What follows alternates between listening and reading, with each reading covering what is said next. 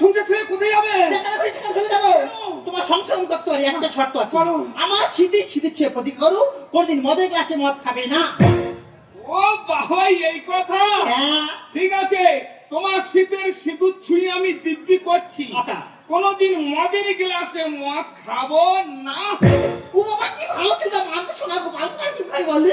যদি কোনদিন খাই আমি, হ্যাঁ। ওই বাটি করে খাবো। তোর মুন্ডুরা ধরে রাখতে আগে ওড়াবো। মা বেদে বাটি করে খাবো। এই যা, তুই বাটি করে খাবি কি মগ করে খাবি আমার দেখা দরকার নেই। তোর সংসার আমি করবো, ভাত আমি খাবো নি, আমি চলে যাচ্ছি। এই সত্যি তো আমার সংসার ছেড়ে চলে যাবে? হ্যাঁ, যাবো।